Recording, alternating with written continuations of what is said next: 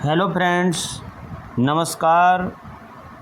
स्वागत है आपका आपके अपने इस YouTube channel English literature class में।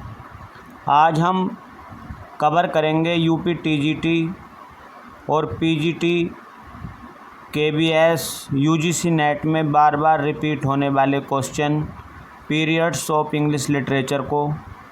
आज हम आपको डार्क एज से लेकर के पोस्ट मॉडर्निज्म तक का जो इंग्लिश पीरियड है उसको पढ़ाएंगे। तो शुरुआत करते हैं बिना किसी देरी के। देखिए, English literature is broadly divided into several historical and artistic periods spanning from the 15th century to the present day. यानी कि इंग्लिश लिटरेचर का जो हम ब्रॉडली अगर डिवाइड करें तो इसको हम बहुत सारे ऐतिहासिक पीरियड्स में बांट सकते हैं। अगर हम 15th सेंचुरी से लेकर के और प्रेजेंट डे तक की बात करें, these eras are defined by the prevailing culture, political and philosophical movements of their times. ये सारे के सारे जो पीरियड्स हैं तो ये कल्चर, पॉलिटिकल और फिलोसॉफिकल मूवमेंट्स के अकॉर्डिंग बांटे गए हैं। तो देखिए, हम बात कर रहे हैं आज the major periods of English literature include, यानी जो मेजर पीरियड हैं इंग्लिश लिटरेचर के अंदर जो इंक्लूड हैं, जो शामिल किए जाते हैं यूपी टीजीटी पीजीटी में। बार बार रिपीट होने वाले क्वेश्चन यहीं से बनते हैं। तो सबसे पहले अगर हम बात करें तो जीरो से लेकर के और 450 तक का जो टाइम पीरियड है वो हमारा होता है डार्क एज में चला जाता है, जिसका कोई जो है हिस्टोरिकल जो है अता पता नहीं है, किसी को भी उसकी जानकारी नहीं है, इसलिए उसका नाम डार्क एज है। लेकिन यहीं से ज़्यादातर जो विद्वान हैं जिन्होंने जो टाइम पीरियड माना है इंग्लिश लिटरेचर का वो यहीं से माना है। यानी जो पहला ओल्ड इंग्लिश जिसका नाम है एंग्लो सैक्सन पीरियड, इसकी टाइम पीरियड पूछ ली जाती है, बार बार क्वेश्चन पूछ लिया जाता है। तो ओल्ड इंग्लिश जिसका दूसरा नाम है एंग्लो सैक्सन पीरियड, इसकी टाइम पीरियड है 450 से लेकर के 1066, यानी 450 से लेकर के 1066 तक old English Anglo Saxon period की टाइम पीरियड माना जाता है।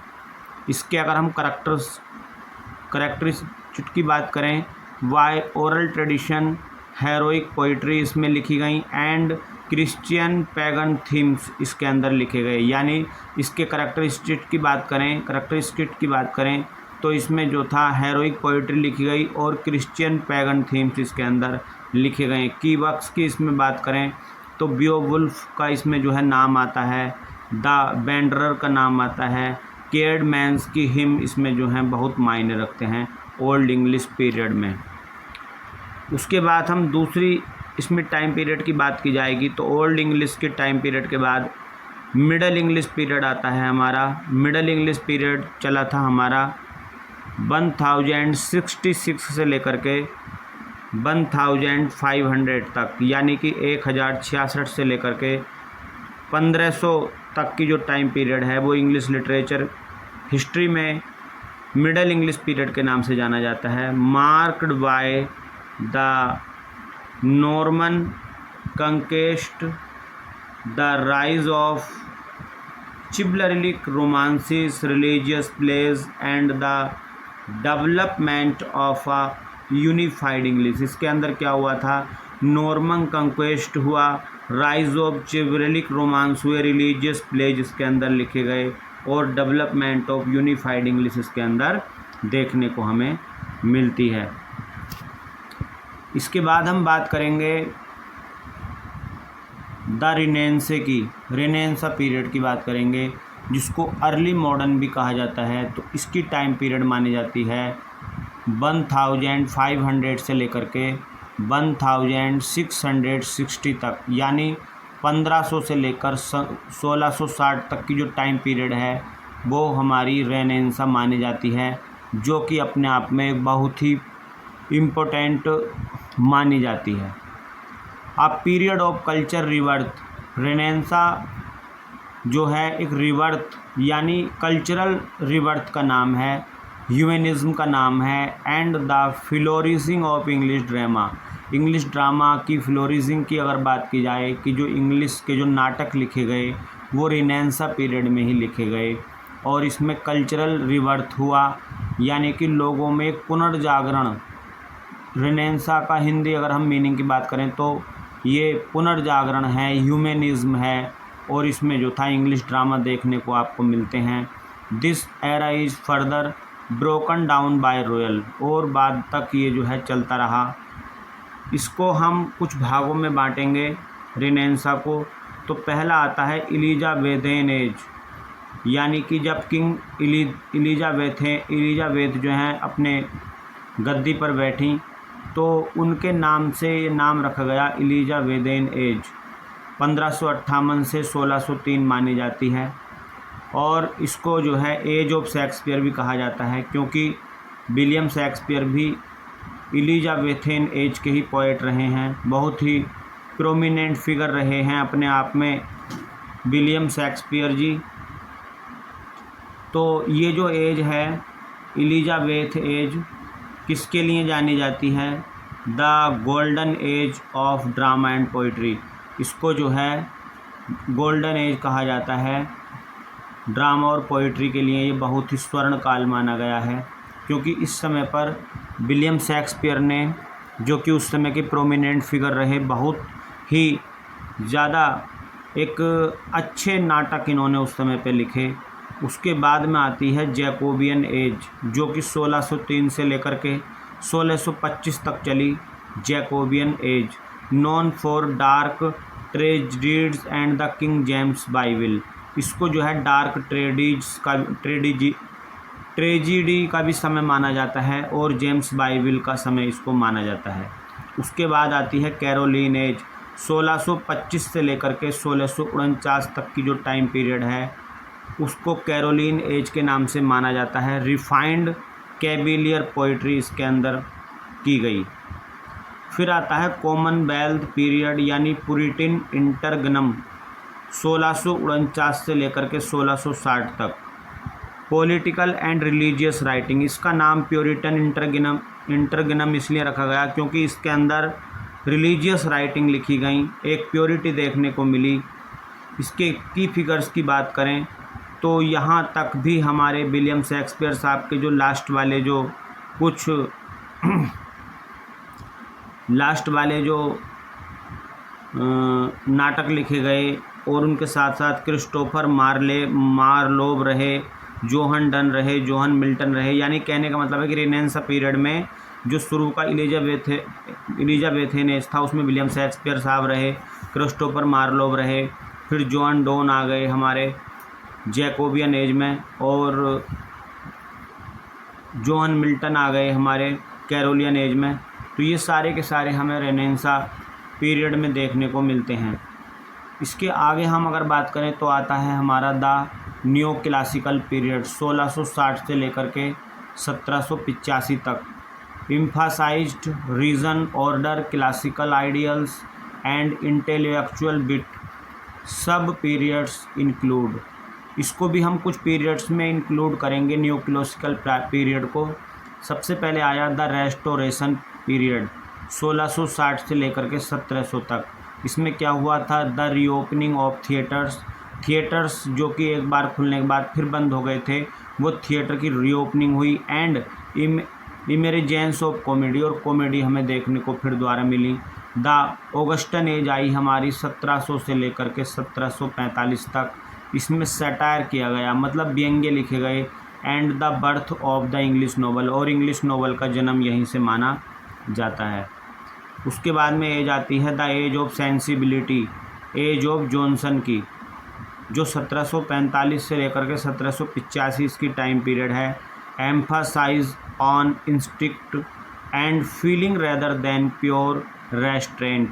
इसमें किंग फिगर्स की अगर बात करें तो जोहन ड्राइडन रहे हैं न्यू क्लासिकल पीरियड में, अलेक्जेंडर पोप रहे हैं, जोनाथन स्विफ्ट रहे हैं और सैमुअल जॉनसन इसके अंदर देखने को हमें मिलते हैं। इसके बाद की अगर हम बात करें तो हमारा आता है the romantic period. Romantic period की शुरुआत 1798 भी मानी जाती है, लेकिन इसकी जो है 1785 से ही शुरुआत हो गई थी और 1837 तक ये चला। 1798 इसलिए मानते हैं कुछ लोग क्योंकि 1798 में विलियम वर्ड्सवर्थ और एस.टी. कोलेरिज इन दो पोएट ने मिलकर के लिरिकल बैलेड लिखा था, जिसमें 19 पोएम्स जो थी उसमें कंट्रीब्यूशन दिया था हमारे विलियम वर्ड्सवर्थ ने, और 4 पोएम्स इसमें लिखी थी एस.टी. कोलेरिज ने। कुल मिलाकर 23 पोएम्स का ये जो है एक कलेक्शन है लिरिकल बैलेड। ये रोमांटिक पीरियड का एक बहुत ही एक प्रोमिनेंट, इसको इम्पोर्टेंट माना जाता है। तो ये क्या था romantic period? A powerful reaction against the scientific rationality of the new classical period and the industrialisation of society. यानी कि जब न्यू क्लासिकल पीरियड चल रहा था उस समय पर, और इंडस्ट्रियलाइजेशन ऑफ सोसाइटी यानी लोग जो थे उद्योग धंधों में लग गए थे, साइंटिफिक देखने को मिल रहा था, लोगों के अंदर जो था नेचर को लेकर बिल्कुल भी कोई जुनून नहीं था। तो हमारे विलियम वर्ड्सवर्थ ने जब देखा तो उन्होंने फोकस किया, फोकस्ड ऑन नेचर के ऊपर लिखा, इंडिविजुअलिज्म, इमोशन एंड इमेजिनेशन के ऊपर इन्होंने लिखा। तो इसमें की फिगर्स की बात करें रोमांटिक एरा के तो विलियम वर्ड्सवर्थ जी हैं, सैमुअल टेलर कोलेरिज हैं, जॉन कीट्स हैं, पर्से बायसी शैली हैं, लॉर्ड बायरन हैं और जॉन ऑस्टन, ये इसके प्रोमिनेंट फिगर्स हैं। आगे बात करेंगे हम नंबर 6 की, तो ये हमारा आया the Victorian period. King Victoria जब गद्दी पर आई 1837 से लेकर 1901 का टाइम पीरियड विक्टोरियन पीरियड माना जाता है। Named after the reign of Queen Victoria, Queen Victoria के नाम पर इसका नाम पड़ा। Literature often dealt with the moral challenge, industrial expansion and religious crisis of the British Empire. उन्होंने क्या किया कि इनके समय में लिटरेचर में बहुत अच्छा एक मॉरल चैलेंज आया और रिलीजियस क्राइसिस आए, अच्छा काम इन्होंने किया, एक शांति प्रकट की अपने रेन के दौरान। की फिगर्स की बात करें तो चार्ल्स डिकेंस हैं विक्टोरियन पीरियड के, द ब्रोंटे सिस्टर्स हैं, जॉर्ज इलियट हैं, Alfred Lord Tennyson, Thomas Hardy, ये इस विक्टोरियन पीरियड के प्रोमिनेंट फिगर्स माने जाते हैं। उसके बाद में हम बात करेंगे नंबर 7 पर द मॉडर्निस्ट पीरियड, मॉडर्निज्म, जिसकी टाइम पीरियड है 1901 से लेकर 1945, यानी 1901 से लेकर के 1945 तक की जो टाइम पीरियड है वो हमारी इंग्लिश लिटरेचर में जो है वो मॉडर्निस्ट पीरियड है। Brought on by the disillusionment of the world wars, writers experimented heavily with narrative structure, stream of consciousness अगर हमें कहीं देखने को मिलती है तो वो मिलती है हमें मॉडर्निज्म में, एंड फिलोसॉफिकल डेप्थ यहाँ पर हमें देखने को मिलती है। की फिगर्स की बात करें तो वर्जीनिया वुल्फ बहुत इम्पोर्टेंट कैरेक्टर यहाँ पर हमारे सामने आते हैं, जेम्स जॉयस हैं, टी.एस. इलियट हैं, W.B. ईस्ट, ये प्रोमिनेंट फिगर्स हैं इस टाइम के। लास्ट बात करते हैं the post modernism and contemporary period 1945 से प्रेजेंट तक, यानी 1900